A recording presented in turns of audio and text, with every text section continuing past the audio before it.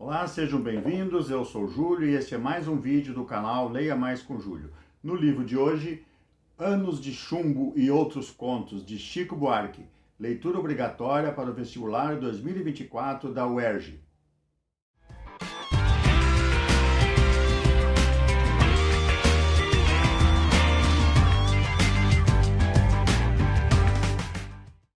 Este livro, Chico Buarque, maravilhoso, Anos de Chumbo e Outros Contos, tem 8 contos do autor, aonde nós vamos encontrar assim, contos nada otimistas, duros, melancólicos, eles não acabam bem e se passam entre as épocas dos anos 60, 70, 80, do Rio de Janeiro, atravessa aquele período da ditadura, são contos bastante críticos e, como disse anteriormente, nada otimistas. Nós vamos encontrar 8 contos que se intitulam Meu Tio, O Passaporte, Os Primos de Campos, Cida, Copacabana, Para Clarice Lispector com Candura, O Sítio e Anos de Chumbo, que dá título ao livro. No conto Para Clarice Lispector com Candura, um conto que eu julgo assim, maravilhoso, dos melhores que tem nessa obra, nós vamos encontrar um jovem adolescente que assina IJ. E ele é filho de Maria Jansen, então o J é de Jansen. E essa senhora, Maria Jansen, ela teria sido professora de artes e de pintura por um curto espaço de tempo de Clarice Lispector. E esse filho dela se apaixona pela essa escritora, pela Clarice, pela obra dela. Ele sabe tudo, ele lê tudo da Clarice Lispector, ele conhece todos os contos, ele leu todos os livros, ele acompanha as críticas literárias que ela escreve para os jornais, e ele tem uma pretensão de ser poeta, e ele escreve vários poemas e coloca uma pasta azul e deixa na portaria do prédio onde Clarice Lispector mora, próximo até a sua residência, ao seu edifício onde ele reside, e deixa lá, ele quer submeter a apreciação de Clarice Lispector sobre aqueles escritos dele.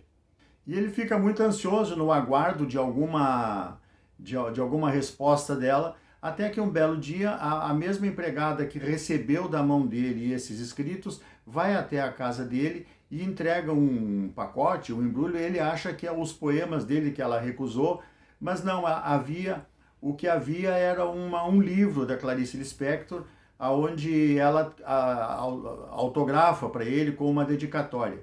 Ele fica muito feliz com aquilo e ele começa a aguardar cada vez mais que ela faça um convite a ele, alguma coisa. Até que um belo dia ele recebe um telefonema onde ela convida ele para tomar um chá, alguma coisa, e ele passa a frequentar o apartamento dela. E ele ali fica maravilhado, inebriado com o saber dela, com a cultura, com a obra, pela beleza dela, ele vira um apaixonado. Até que ela não fala sobre os poemas dele, ela nem leu, e ele fica com aquele amor dentro dele que ele não sabe mais o que fazer. E os anos passam, a Clarice Lispector morre, ele vive cada vez mais sabedor, culto, ele sabe tudo sobre a obra dela e ele vive em função dela, e aquele amor nunca desaparece. No final do livro, para a gente ter uma ideia, a Maria Jansen, mãe do IJ, tá? ela já uma senhora com 90 anos, ela termina o conto dizendo o seguinte, o autor termina o conto dizendo assim: Maria Jansen jura que não tem ciúme algum, só lamenta que por amor àquela mulher, Clarice Lispector, o filho tenha desperdiçado a beleza e o vigor da juventude. Antes de completar 70 anos, ele já está com 70 anos, porém, ele ainda está em tempo de encontrar uma mulher nova, que Oxalá lhe dê 1 ou 2 filhos. Poderia morar com toda a família naquele amplo apartamento, e nem a cegueira a impediria de olhar pelos netos e vigiar a nora. Se fosse o caso, Maria Jansen até faria gosto de receber em casa um homem como companheiro do filho, com direito à adoção de um casal de gêmeos. Vá a merda, mãe, reage o filho, numa rara quebra de linguajar escorreito de Clarice Lispector. Vá se foder, dizia ele entre dentes, para divertimento da mãe, que se gaba de ser uma mulher moderna aos 90 e tantos anos. Pode ser imaginação ou mesmo audição excessiva, mas em certas noites, Maria Jansen suspeita de estranhos ruídos no quarto dele. Ultimamente, deu para despertar com uns farfalhares de seda e, quem sabe, uns passos de salto fino no assoalho, né? Veja lá, filho, ela diz, veja lá se não vai para a rua vestido de Clarice Lispector. No conto Anos de Chumbo, é na década de 70. Então nós vamos encontrar aqui um menino que tinha uma deficiência numa perna por consequência de ter contraído poliomielite. Ele era filho de um capitão e morava com seus pais. E ele tinha um amigo, o Luiz Haroldo, outro menino da idade dele, que possuía uma coleção de soldadinhos de chumbo e eles brincavam no apartamento desse menino. Eles brincavam de batalhas, simulavam batalhas com aqueles soldados, tinham algum conhecimento de história, então simulavam as batalhas de Napoleão, do General Custer nos Estados Unidos contra os índios. Então eles brincavam ali dessa forma. Só que os soldadinhos pertenciam ao Luiz Haroldo, que era filho de um major, que era o superior do pai desse menino, que é o personagem central, que não tem nome aqui no conto, desse conto maravilhoso chamado Anos de Chumbo.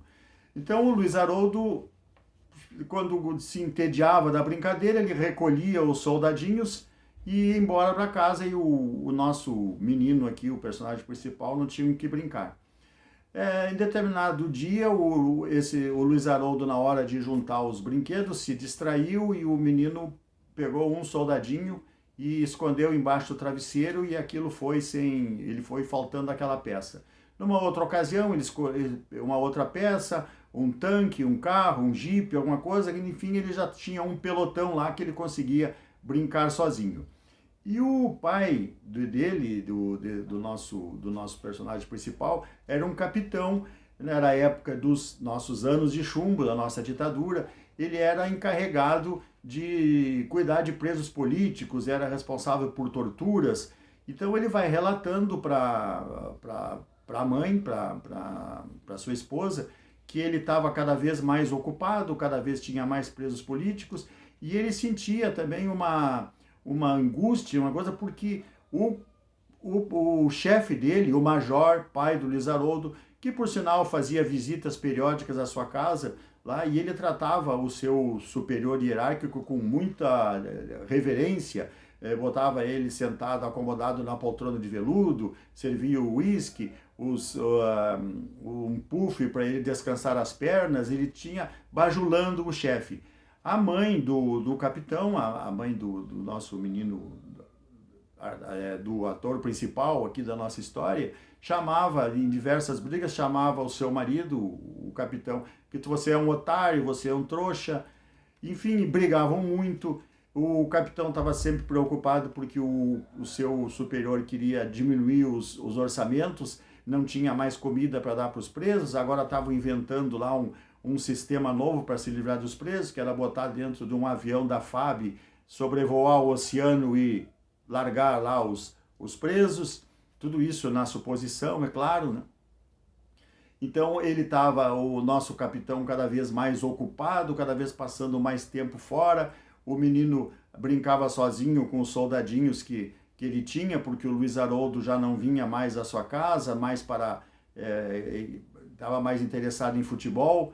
Até que uma determinada noite, o menino levanta à noite, o pai estava trabalhando, ele levanta à noite para ir tomar água na cozinha, e ele passa pelo quarto da mãe, e ele ouve sussurros, gemidos, conversas em tom bem baixo, e ele consegue identificar que quem estava no quarto com a sua mãe era o major, que era o superior do seu pai, que estava a mando do major, cumprindo jornadas excessivas de trabalho, cuidando cada vez mais dos presos. Daí a mãe do nosso personagem chamar o seu marido de otário.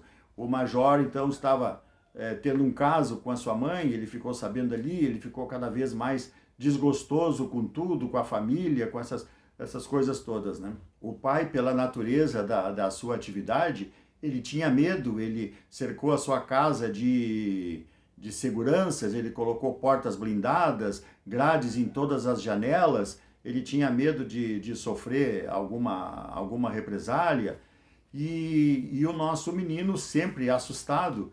Aí ocorre que em determinado dia ele estava brincando sozinho e simulando uma batalha com um general Custer contra os índios. Então ele pegou com guardanapos de papel, ele fez as tendas, fez cones assim de guardanapos de papel para simular as tendas, as habitações dos índios americanos.